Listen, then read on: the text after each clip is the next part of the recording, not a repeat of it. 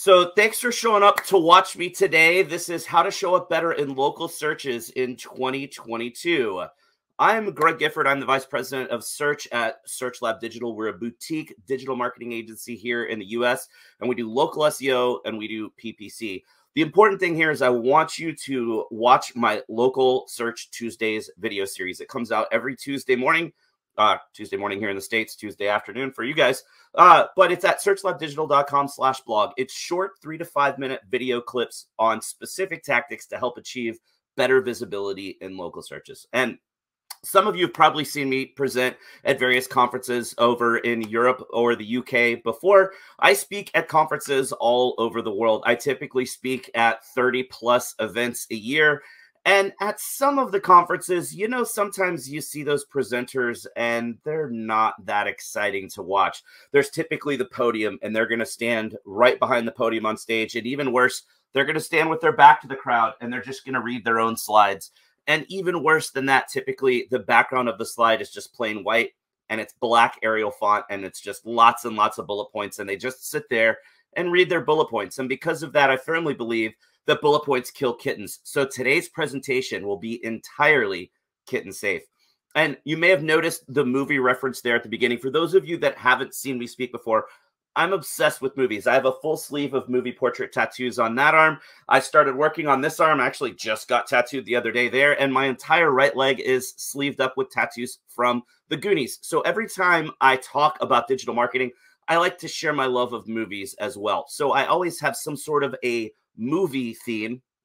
And actually, I typed that wrong when I was making the slides. It's not car movies this time. It's science fiction movies. So I always go back and include at least one movie for every year in the last 50 years. But today, we're going back 53 years because, hey, if we're doing science fiction movies, we've got to have every Planet of the Apes movie in there. So if there's anything that's a little bit more obscure that you haven't seen before, there always is attribution down there to the right side. So not only will you learn some awesome stuff about SEO today, you're gonna have some cool movies to go watch later. So let's kick this off.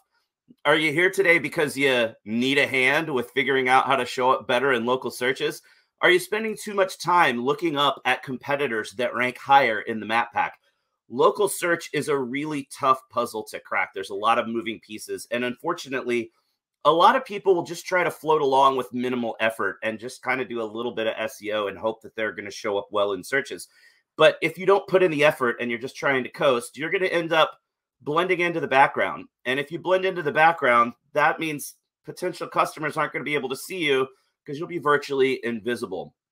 Now, I know local search is a lot harder, and some of you may not even have heard of it before, but I don't want you to lose your head. I'm here today to help. Now, there's a lot of information online about local search and Google My Business and how to show up better, but a lot of it's really outdated. Google has made some pretty big updates in the last few years. So today I'm here to help you sort through the giant pile of crap that's online and pick out the important things that will actually help you get more visibility in searches. In fact, it's almost like I'm showing you the code behind Google's local algorithms matrix. So it's important to understand as we start off here how Google actually works. If we boil Google down to the most simple concept, Google is really just pattern detection. So Google's going to look at signals on and off your site to evaluate how good your site is and how much it answers the various questions that searchers might be asking. Now, search results are displayed based on relevance and prominence. And you've, I'm sure, heard this before, but in case somebody is new and they haven't heard, relevance is easy. It's, does the website have all the attributes that the searcher is looking for? And then prominence is, once you've sorted that list of these sites are what the searcher is looking for, prominence is sorting that list by the best site going on top, the worst site going on the bottom. So it's how those results are ranked. Now, when we want to show up in searches, it's not just about using the right keywords in the right places. You have to answer the question that the searcher is asking. So Google's going to assess the intent of what the person searching is looking for, what solution they need, and it's going to serve up the best answer to that question. So that's what you need to be. So if you want to show up in more searches, you got to be the best answer to a lot of different queries. And in today's post-COVID landscape, every sale starts with a search on Google. So SEO is incredibly important. And COVID has really changed the way that customers are searching for the place that they want to buy a product or service. So studies have shown that that change in user behavior is permanent. So a lot of businesses and even a lot of marketers are still looking at the COVID behavioral changes and saying, oh, I can't wait until things get back to normal. But this is the new normal, so we need to adjust. And the buy local trend is accelerated because of COVID. Everybody wants to keep those local businesses in business. So they're going to support the smaller local businesses. You don't have to be a massive e-commerce giant like Amazon.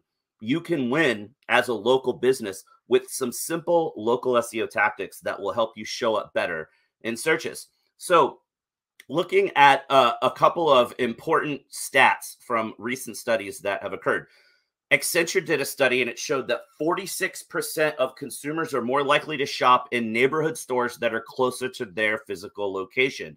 And Commerce Hub did a really cool study that showed that 59% of consumers are more likely to continue to use curbside pickup following pandemic lockdown. So once we've completely opened back up and there are no restrictions and no mask wearing, a lot of people still want to be able to just order online and then pick up physically at that nearby store. And 50% of people have decided where they're going to shop based on whether or not they can actually pick up in store. So it's not all about e-commerce anymore. And this one from Bazaar Voice is really interesting.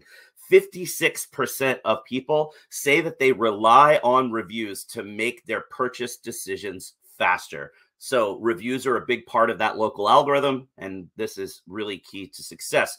Here's the really big important one. Statista did a study that showed 70% of people worldwide are using their smartphones more as a direct result of the pandemic. That's important for a really big reason. Whenever you do a search on a mobile device like this, Google knows where you're located when you do that search. Exactly. And those search results on a mobile device are inherently localized. And local SEO is what lets you win in those localized searches. Google has a different algorithm for local search results, and it's different from the traditional algorithm because it evaluates some additional signals that the traditional algorithm doesn't look at, and it also weights things differently. Now, it's more complex because of that. There are additional signals we have to worry about when we're talking about local SEO that we don't have to worry about when we're talking about traditional SEO.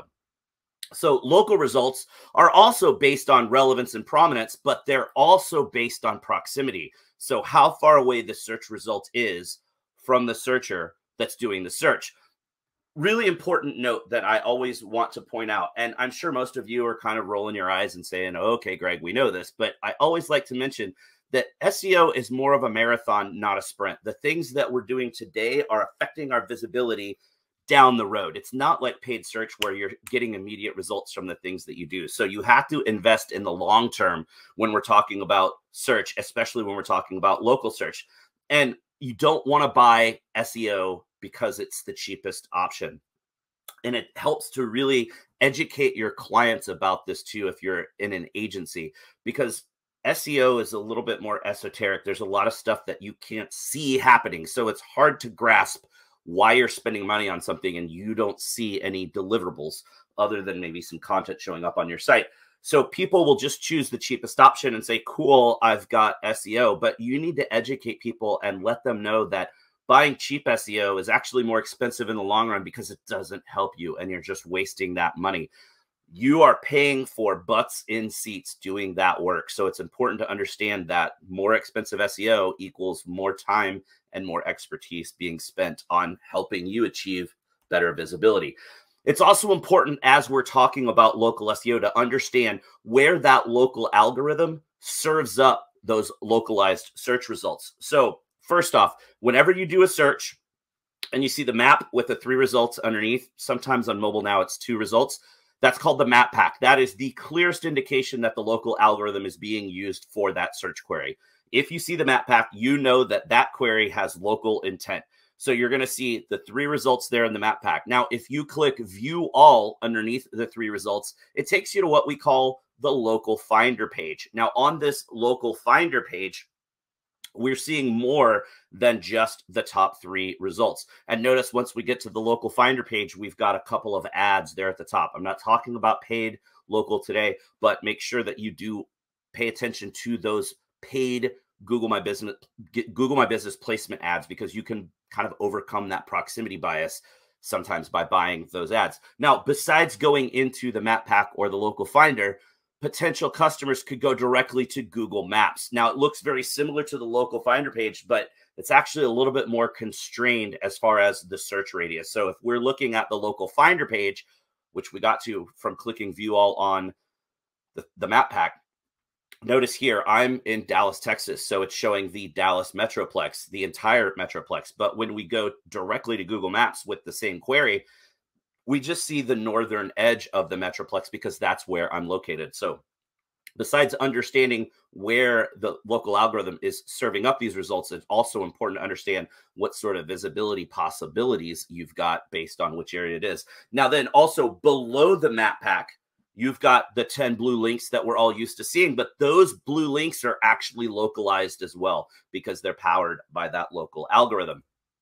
So the most important signals when it comes to local search are the content on your site and how it's optimized, inbound links pointing to your site, customer reviews, and Google My Business. So that's what we're going to talk about today. But before we dig into those signals, we need to talk about the page experience update that Google just rolled out. I'm sure you've all heard of it. Now, Google releases thousands of updates every year, but it's going to announce the big ones to let people know that they're coming when it knows that those big updates are going to affect a significant number of search results. Now, this was supposed to come out in May, but it got pushed back to July because not enough people were ready, and Google wanted to give people a bit more time to prepare for it. Now, what it did was it incorporated user experience signals. So instead of being like the pandas and the penguins of the past, where it's more of a kind of a penalty-based algorithm update, this one is really more about what is it like for people to use your website on a mobile device. And Core Web Vitals have been part of the algorithm for a while now, but that dial got turned up. So let's talk through some of these signals, because this actually does play into the side of local SEO. Core Web Vitals, first bit, LCP, largest contentful paint. That's the biggest visual element above the fold that has to be rendered on a page. Typically, it's going to be a slideshow image or a video. Sometimes it could just be your H1 heading if you don't have an image above the fold. So it's the biggest element that needs to be rendered. Now, Google says 2.5 seconds or faster. That doesn't mean every website everywhere needs to be at 2.5 seconds or faster. Keep in mind, this is very general for the entire internet, not for specific verticals. So if you're like a car dealer or a home builder or even a plastic surgeon, you're going to need a big, gorgeous photo on a page, and that might take a few more seconds. Don't kill yourself.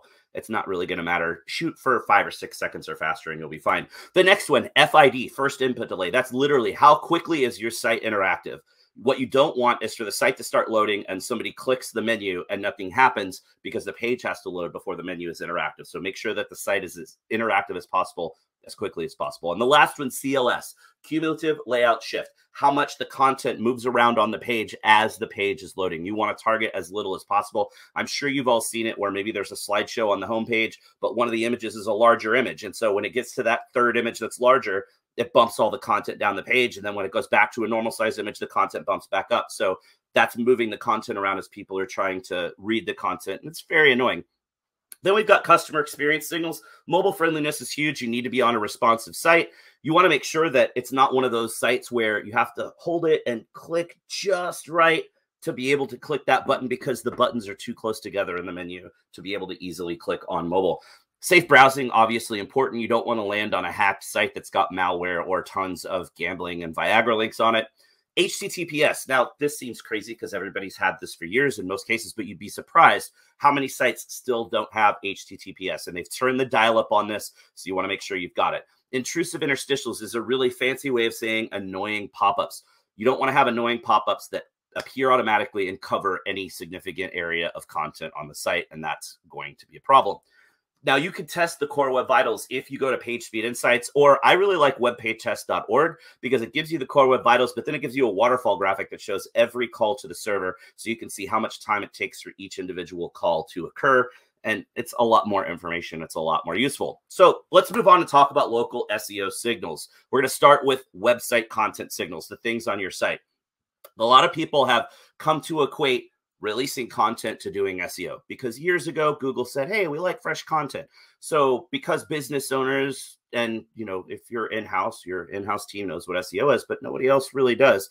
And because it's really hard to understand that a lot of the work is just optimizing code and doing things behind the scenes or doing things off your site, it's easy to understand, hey, I got a page of content. That means I got SEO. So a lot of agencies and even a lot of in-house people have come to equate giving content to doing SEO. But Google doesn't actually care how much content you have. So just adding content for the sake of content is not going to be beneficial. What Google wants to see is that you've got quality content. That's the best answer to the question in that particular local area. And that's not going to happen if you're just churning out a bunch of content. You've got to have awesome content. So worry more about the quality and not the quantity.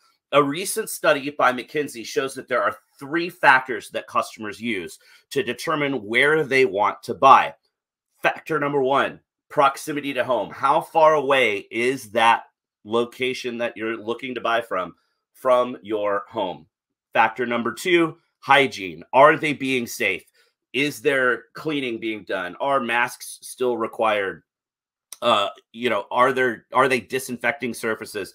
Factor number 3, is there space for physical social distancing? No lines or room in the store to shop without being crowded in with people. And the really cool thing is all 3 of those factors are very easily solved with the content that's on your site. It's very easy to let people know that you are safe and you are a great option in the local area with awesome content on the site. And you want to make sure that your content is actually about your business and about the local area. One of the big problems that we see is most businesses are going to just copy their competitors' content. And so you end up with all of the similar type of businesses in a vertical in an area have the same kind of generic content. And we know that customers are shopping around and trying to figure out where they want to buy. And the more expensive the product or services that you're selling, the more research people are going to do before they submit a lead and potentially buy from you. So if we know they're checking out your competitors and you have the same generic content that your competitors have, how do you stand out? How do you hope to gain that business? So you want to make sure that your content is actually uniquely about your business, why you're awesome, why people need to buy from you and not from competitors. And it also needs to be about the local area, so it's clear to both potential customers and to Google where you're located and that you're a part of that community and that you're a great place to buy from. One of the ways that we like to test the content on a site, we want to go in and let's say we take the homepage content, change the name of the business and the name of the city and nothing else. Could you take that content and put it on a similar business's website in another city on the other side of the country? Would it still work? If the content still works, that means it wasn't really about that particular business or that particular area. So throughout the presentation, there are going to be links to videos that I've done on my video series like this one. If you're writing notes and you're somebody that writes in all caps, make sure that you write these in lowercase because they are case sensitive, but they will take you to a video that dives in a little bit more in detail into that particular tactic or topic that I'm talking about. So if you want to learn more about any of these, always check out those videos. Another way that we like to test content is, I don't even have that in here. Another way we like to test content is read it out loud. Make sure that it sounds conversational because Google wants to see conversational content and so do customers. And it's important to add COVID-related content to your site because we're still fighting the effects of COVID. So we don't want to just have a banner across the top or some simple pop-up because remember, pop-ups are bad now. You need a dedicated page on your site about COVID because remember, people are looking for the safe places that have hygiene and have space. So make sure that you have information on that page about COVID safety procedures and what you're doing to keep your customers safe. And if you have alternate service options like particular extra hours where only seniors can shop, or you've got curbside delivery during certain time periods, you want to make sure you outline those alternate service options on the same page. And again, boiling Google down to a simple concept, not only is it pattern detection, but you want to think about it like this. If you want to show up for a particular phrase that someone types in as a search query, you need a page of content about that concept on your website. Now, it's not the old days of keyword to keyword matching. Today, it's more about that concept. But you need that page about that concept on your site if you want to show up in those searches. So, oh, actually, I did have it in here. You want to read that content out loud. Here's the video about it. I always like to tell kind of fun anecdotes and stories. And my favorite story about this one was at a conference about 7 or 8 years ago here in the US. I had a car dealer come up and say, hey, we'd love for your help with our site on SEO. Can you check it out and let us know if you can help? So I went to look at their site, and their homepage content sounded something like this. If you want to buy a Ford pickup in Dallas, come to our Ford pickup headquarters in downtown Dallas, where we sell more Ford pickups than any other dealership that sells Ford pickups in the Dallas area. So when you're ready to buy your next Ford pickup, come to our Ford pickup headquarters in downtown Dallas, and we'll give you the best deal on a Ford pickup of any dealership that sells Ford pickups in the Dallas area. They weren't reading that content out loud. In their head, they had their marketing blinders on. And the guy that wrote that was thinking, oh my gosh, we're going to rank for Ford pickups in Dallas. But every human being in the area that read the content was thinking, what the hell is wrong with these guys? And that's why it's important to read your stuff out loud and not just think through it. Actually grab another person, sit them down, read the content out loud, because that's when you will start to catch things that as you read, you don't notice. But as you are reading it out loud, you catch those things that don't sound natural. So it's really helpful. So also, this is another thing that we'll catch is a lot of people think that a comma-separated list of cities will help them rank better in searches. So it's important to understand that that comma-separated list of cities doesn't sound conversational, and it's not going to help you rank in those cities anyway. So don't put that stuff on your site. Now, once you've written your awesome content that's uniquely about your business, talks about your COVID procedures, talks about the local area and why you're a great place to come by, you then need to optimize it for Google. So you want to make sure that you're including what we call geo terms, Geo Optimization. You want to hold Google's hand and let Google understand exactly what the page is about and exactly where you are. So I'm going to walk you through the various page elements that you need to optimize on the site so that you let Google know, hey, Google, this is where I am and this is what I'm about.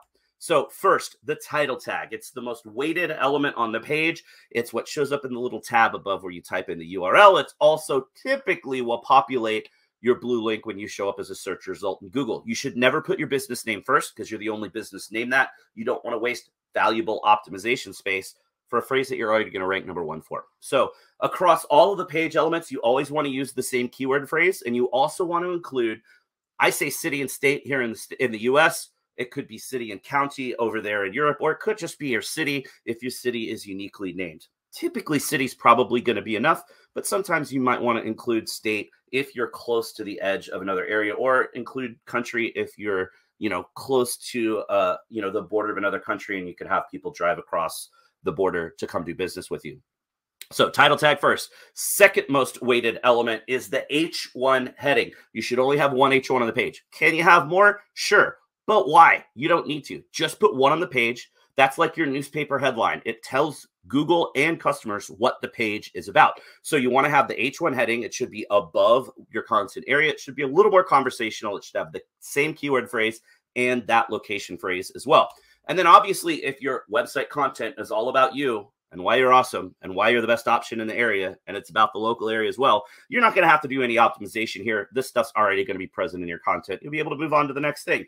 The next thing is the URL. Pretty much every website platform out there allows you to set custom URLs. So instead of something really generic, put something that's got that important targeted keyword phrase and your location information. So using Dallas, Texas as an example, if I was a car dealer, a lot of car dealers are going to have a used car page that's dealership.com/search used or dealership.com/search pre-owned.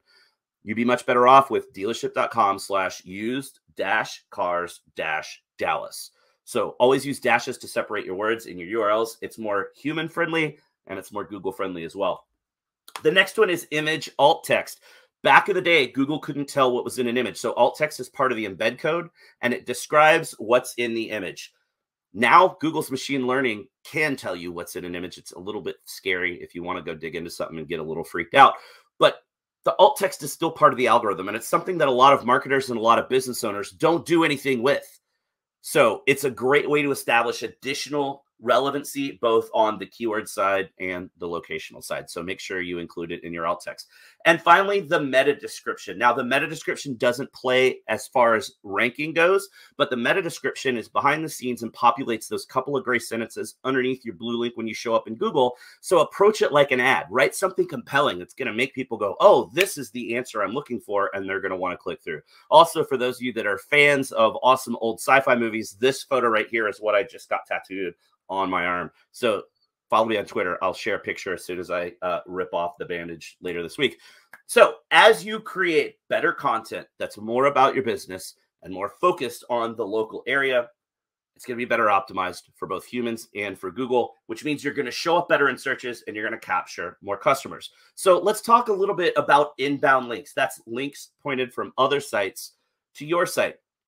Links simply used to be a numbers game. That's all it was. Whoever had the most links was going to win. But Google figured out pretty quickly that that wasn't the best way to assess value on links because it was really easy to game that system. So now it's important that the link is relevant to your business. There has to be a reason for that business to link to yours and some sort of relevancy tie there for that link to be valuable. Now, because we're talking about the local algorithm, we want links from local websites and local digital entities because those are much more heavily weighted in Google's local algorithm. Also, by the way, anybody that hasn't seen the new Dune yet, go see it. It will blow your mind. If you get involved in the local community, it's really easy to get local links. If you do all of the old school grassroots marketing things that people used to do before the internet to get exposure in the local community, if you do those things again, it's still great for exposure, but it's also amazing for getting really awesome, valuable local links. So take advantage of the things that you're already doing in the community and the relationships that you've already built and mine those things that you've been doing for a long time to get link opportunities. It's really hard to do link building. A lot of people really don't do much with link building. So typically a business is going to need to hire an SEO agency or a link building agency that just does link building specifically to help handle the link building process. Now, if you want to learn more about links, I created a video in my series that talks about local links and the weight of local links and how to get local links. You can go to that video right there. I also did a presentation in Sydney, Australia a couple of years ago that's all about building local links. So definitely go watch that if you want to learn more. I was kind of pressed for time because I wanted to squeeze in as much information as I could during my 45 minutes. So I'm not going to talk too much more about links because it gets really nerdy really quick and really deep. And it wasn't a link building presentation. It was a local SEO presentation. So if you want to learn more, definitely go watch these slides. It's about 30 minutes of really in-depth, super in the weeds, local link building information. But now we're going to move on and we're going to talk about customer reviews. Because remember, that was one of the big factors in recent studies that shows people really care about reviews when they're selecting a local business. And reviews are important from that human aspect, but it's also a really weighted part of Google's algorithm. And sure, Google has reviews inside of Google My Business, but the algorithm doesn't only look at reviews in Google My Business. That's why I break it out and talk about it separately. You've got to have a proactive review process. If you're just hoping that you're going to get reviews, you're going to end up not getting that many reviews. So you've got to have a solid process in place, and you have to ask every single customer to leave you a review. This video right here walks you through the important aspects, but I am going to talk about a couple of things here. So first, you want to make it easy. You want to have a page set up on your site, and I'll talk about that in just a second.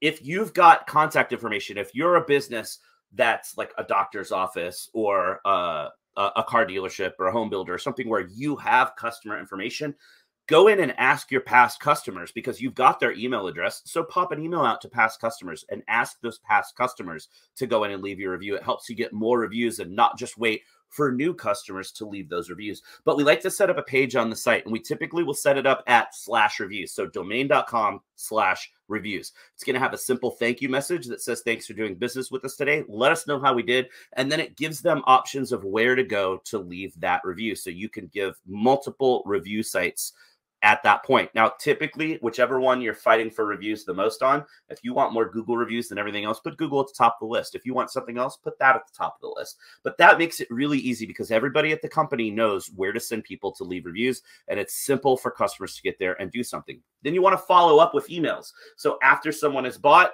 you can follow up with an email or put the link on your receipt if you've got a POS system that's going to print out a receipt at the point of sale. You want to make sure you answer every single review as well. This is where a lot of businesses screw up. They're only going to answer the negative reviews, or they're only going to answer the positive reviews. And it's really important that you answer every single review. So watch this video. It's really important to dig into why it matters to answer those reviews. And remember, when you're responding to negative reviews, that response to a negative review isn't for the person that wrote the review. It's for every potential customer in the future that wants to see how you handled that situation with an upset customer that had a bad experience. And don't stress out if you don't have a perfect review score. A lot of businesses will lose their mind when they get that first bad review that drops them from a perfect score. But many studies have been done that show that people don't actually trust a perfect review score. They think it's manufactured or fake. So what you really want is something in the range of like 4.3 to 4.7. That has been shown to be the sweet spot where people trust you and you look more legitimate if you've got a score in that range. So let's finish up. We're going to talk about Google My Business here for the end bit. Your Google My Business listing is your new home page. People don't have to go to your website to get your phone number anymore. They don't have to go to your website to get your address to come find you. They don't have to go to your website to read testimonials and reviews. They don't have to go to your website to see photos of your business. They don't have to go to your website to see FAQs and answers to those questions. They could do all of that in Google My Business. So it's really important that you make this your new homepage, actively optimize it so that it is the best possible first impression with potential customers. And your Google My Business listing is what allows you to show up in the map pack or in Google Maps. So you've got to have an optimized listing to maximize your chances of showing up in more searches there. You want to make sure you put your actual business name in. Stuffing keywords can be powerful. It's still a little bit overpowered, honestly, but if you add additional keywords, that's against Google's terms of service and you risk getting suspended, especially if one of your competitors notices and reports you. So you want to make sure that you use your actual business name and don't add any additional keywords. Make sure you've got the correct address listed. Now, I know that seems like a head scratcher because, of course, people have the correct address listed, but you'd be surprised how often the address is not correct, or businesses will move to a new location and forget to update Google, and then customers get really confused. Besides having the correct address, check the location of the map pin on the map, because sometimes even though your address is correct, the map pin will not be placed correctly, and that can result in people not being able to find you because the directions are going to go to the pin, not to the specific street address. So if you need to update that, make sure that you set the pin correctly at your actual location. And Google Analytics, surprise, surprise, doesn't work perfectly. And a lot of traffic that comes in from Google My Business on an iPhone or on an Android phone or a Windows phone, whatever it would be, the phones don't pass referral information over to Google Analytics. So Google Analytics will attribute that traffic as direct traffic instead of organic traffic, which is what it really is. So you want to make sure you add UTM tracking to the links that are in Google My Business, specifically the website button link, but also if you have an appointments link or a services link or anything else, always use UTM tracking.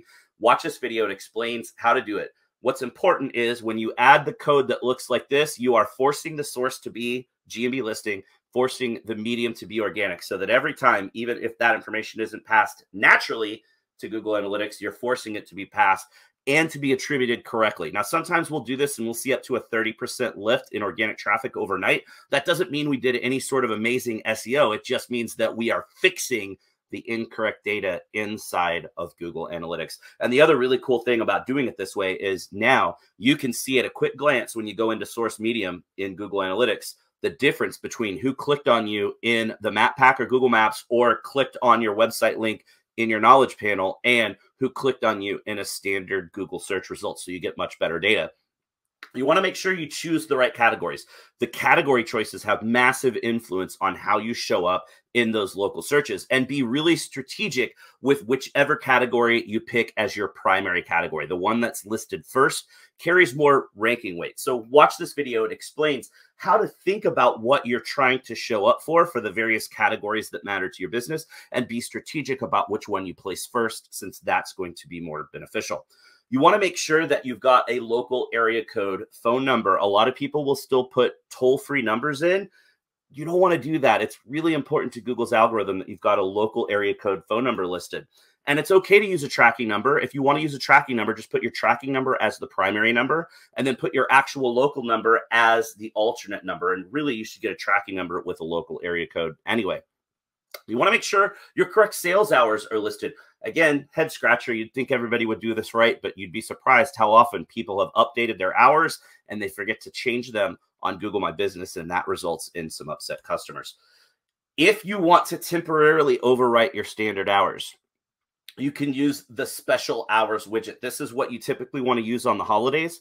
So instead of having to go in and change the hours the week of the holiday just for the day that you're closed instead of being open, say it's Christmas, then you'd have to go in and change your hours, and then after Christmas, remember to come back and change it.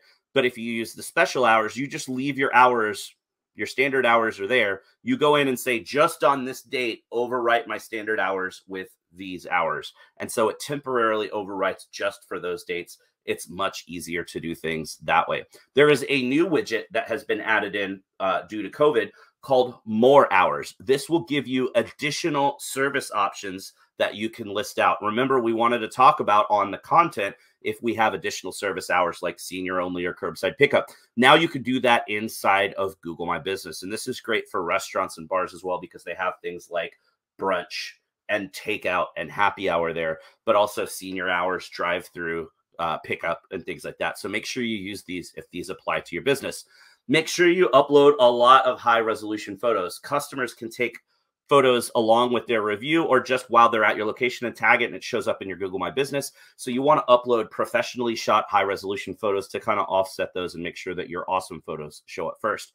You want to make sure you include COVID-related photos. So show your employees in masks if masks are still required. Show customers in masks if masks are still required. Show socially distanced customers. Show your staff cleaning surfaces. Again, drive home to people that you are a safe place to shop. You can also upload videos to Google My Business. The size limit is 30 seconds of length and or 75 megs in size. You want to make sure you select the right health and safety attributes. Again, this has been updated due to COVID. If they're available for your business, you want to make sure you're selecting the right ones that shows that masks are required or staff gets temperature checks or whatever those might be. You should also be using Google Posts. Google Posts are amazing. And Google Posts are basically free advertising that shows up in Google search results. A lot of people kind of dismiss them because they just show at the bottom of your Google My Business panel. But on mobile, they're a lot more prevalent. It's easier to see them. They're kind of mixed in with the search results. And even on desktop, it's still something eye-catching that helps you stand out from competitors as people are shopping around. So make sure you're using them. Now, Google Posts used to only be live for 7 days and then they would disappear unless you're using one of the Google Post templates that has a date range. But now those posts stay live for 6 months. So if you've got the date range, like a special service or sales event that's only open on November 1st to November 30th, then it's disappearing after November 30th. If you use the standard what's new informational post, that post will stay visible for 6 months. For the best results, you want to make sure that those posts are promotionally focused. People are seeing these Google posts before they've been to your website, so you want to have something compelling there. Think of it like an ad. Write an ad. Make it awesome. Don't share the same kind of social fluff that you share on Instagram or Facebook. That doesn't work because those customers don't know much about you yet. It's also important to pay attention to what shows up in the thumbnail. Most people only pay attention to the full post. So the full size image and the 1,500 characters or words or whatever they're writing in this big long post, that's not important. Nobody's going to see that unless your thumbnail is compelling enough to be clicked on. So that image is going to be cropped in and it's just going to be the first few lines. So you want to pay attention to what's visible in the thumbnail if you want to be successful with posts. So make that thumbnail image really compelling and the thumbnail text really compelling. For more in-depth info, again, trying to squeeze in, I'm almost out of time. I did a Whiteboard Friday video earlier this year for Moz. It's 15 minutes, really densely packed information all about Google Posts and how to be successful there. So go check that one out. Make sure if you're putting in Google Posts, you don't want to use the COVID update template.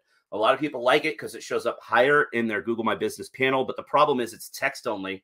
And if you have any other Google Post, it hides all your Google Posts, and the only thing they'll see is the COVID update. So use the What's New post instead of the COVID update. Make sure you've got an eye-catching image in that thumbnail. The image size for Google My Business post is 1200 by 900, but thumbnail cropping ends up being really wonky and inconsistent. So for better control, we've created a Photoshop guide. You can download the Photoshop guide there at bit.ly/post-image-guide. Now, if you don't have Photoshop, no worries. I found out recently there is a site called Photopea, PHOTOPEA.com. It's a free online version of Photoshop. It will open Photoshop documents and you can use that. So check it out. When you download the guide, it looks like this. Anything in the white grid is what's going to be cropped in on the thumbnail. So make sure the important elements of the image or text in the image is inside that white grid, and then the full image appears when the full post is displayed. Last thing we want to talk about, you want to pay attention to the questions and answers widget that's in Google My Business. It allows anybody in the community to ask a question to your business, and any random person in the community can answer that question for you. That should terrify you because there's a lot of really scary stuff that happens here. Now, customers think that it is an instant messaging system and that it's chat, but really it's community discussion. So because it's community discussion, you're allowed to upload your own questions. And Google actually encourages this. So the best thing to do is take all of those frequently asked questions that you hear from customers, put them into the questions and answers section on Google My Business, and then answer your own questions. We call it like a pre-site FAQ page. It's a much better experience for people. And make sure that you're uploading and answering questions about your COVID safety protocols, because remember, people are looking for that.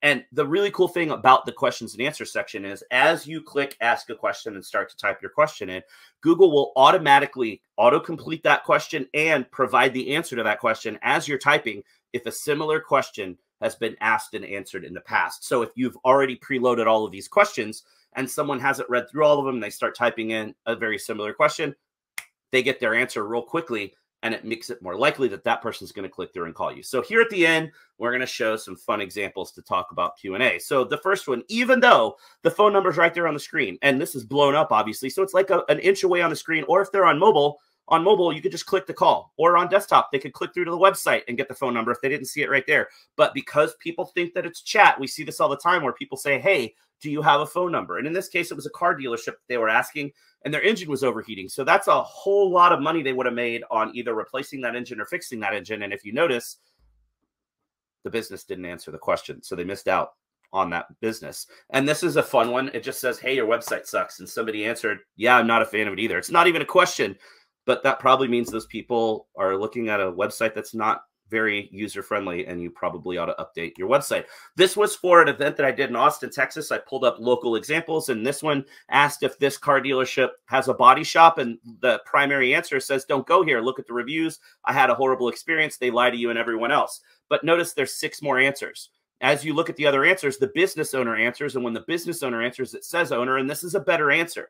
But the problem is, notice this one doesn't have thumbs up, and the original answer does. Whichever answer has the most thumbs up is the one that appears as the primary answer. So you always want to monitor and make sure your answers are always upvoted to be the primary answer to the question. This was for a conference I did in Boston, and it was a confusing old building and like weird hallways and stairs, and things went off in a million directions. So somebody asked, how are the room numbers ordered? And this joker says alphabetically. And look at his smug little smile. He's super happy about his sarcastic answer, but the business wasn't paying attention, and that hotel didn't realize people were having problems figuring out where they would go.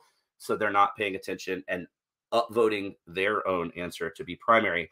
And this next one is my favorite one of all time. It's for the London Eye, the big Ferris wheel in the Thames River in downtown London. The answer has since been changed because the guy thinks he's a comedian. But originally the question was, do you have to wear a helmet? And the guy's answer was, you don't have to, but you can if you wish. I believe Viking helmets are a popular choice.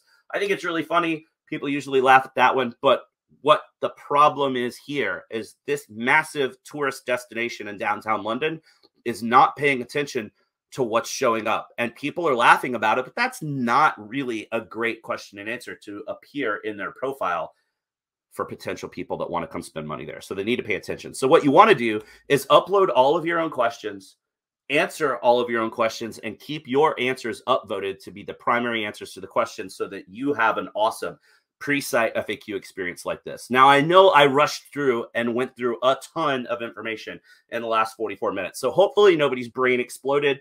And for those of you that haven't seen scanners, the guy's brain literally explodes in scanners because the truth is out there about how to show up better in local search results. And now I have given you the keys to understand how Google's local algorithm works so you can break out of your shells and do better marketing so that your businesses will live long and prosper. So thank you so much for watching. That was how to show up better in local searches. There's my Twitter handle. Follow me on Twitter. If you use Twitter, I live tweet conferences, so it's a great way to stay up to date with what's going on at a lot of different conferences all over the world. There's my email address. If you have any questions at all, feel free to email me. I have an open email policy. I will always answer. It may take me a while, but I'll always answer questions that come in. And if you want to get the slides, I'm sure that Digitalzone is going to give them to you. And they're, if not, I'll send them to you if you want them. There's a list of movies at the end by order of release date. So thank you so much for watching my presentation today.